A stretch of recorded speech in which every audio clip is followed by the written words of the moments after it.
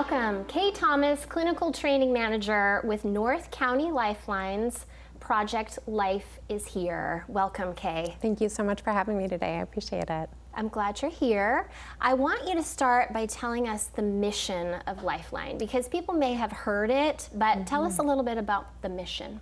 Yeah, so North County Lifeline's mission is to build self-reliance among youth, adults, and their families, specifically through high-quality services that are community-based. Okay. Our goal is really to not only connect individuals with the resources around them in their community, but to really address needs like mental health challenges, housing insecurity, substance use, human trafficking, and juvenile delinquency, the things that really get in the way of people being able to thrive and really live to their fullest potential. Yeah, amazing. That's a really broad scale. Yeah, it's a very broad scale. Let's start with May. Yes. May is Mental Health Awareness Month. Yes. It's a very, very important month. Absolutely. Especially for our youth. Absolutely. You know, the past couple of years in particular with the pandemic has been a huge impact on youth and their mental health.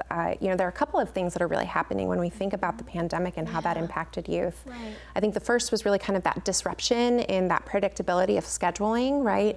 Maybe they were in school or out of school back and forth. Maybe there was a COVID exposure that caused somebody to be quarantined, schools opening and closing.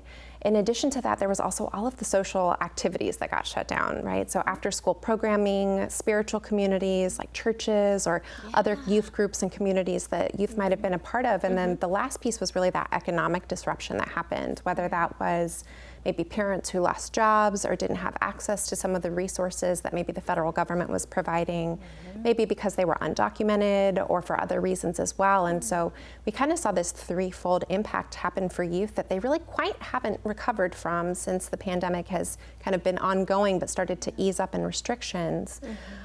One thing in particular that we've seen is a very large increase in suicidality and concerns about mental health challenges for our youth in particular. Actually, just recently, there was some CDC data that was released. We had our Surgeon General here in San Diego who was able to visit, and we saw some data that showed that 1 in 6 youth actually at the beginning of 2020 actually reported that they were feeling suicidal. And there was actually a 31% increase in actual youth that were looking for mental health services. Here in San Diego at Rady's Children's Hospital, we actually saw a very large increase with the mental health services that were related to emergency services for psychiatric care in particular. And even at the beginning of this month, the CDC released data that 1 in 4 LGBTQ youth actually attempted suicide in the first quarter of 2021 as a result of many of these ongoing challenges with the pandemic and legislation and not feeling supported. Those are pretty staggering statistics. Absolutely, absolutely. So what are some warning signs? You know, as a parent, what can I be looking for, or what questions can I ask?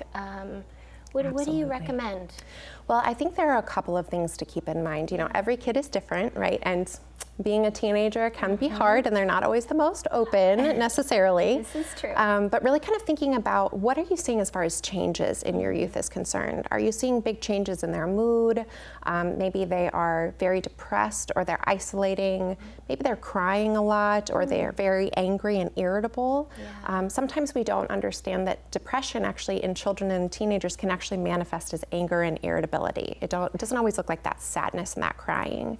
So I think that's one piece to keep in mind. If we see those big changes in mood or even changes in behavior where we're seeing maybe our kids sleeping much longer than they normally would or not sleeping, maybe changes in eating behavior as well, and their engagement in school and with their friends and their larger relationships and community systems. And then I think the other piece to think about as well is, you know, from a change perspective, is to think about how are we supporting our youth in particular as parents. And as community members, are they engaging with us as much as they normally would, or maybe they're a little bit more isolated? Are they sharing with us concerns maybe about feeling not connected in their relationships? Maybe they're sharing concerns with us about their mental health as well. So to really listen for those key factors. Wonderful. That's amazing information. If people want to find out more about Lifeline itself or some of the things that you're talking about, where can they go? Absolutely. You can go to nclifeline.org.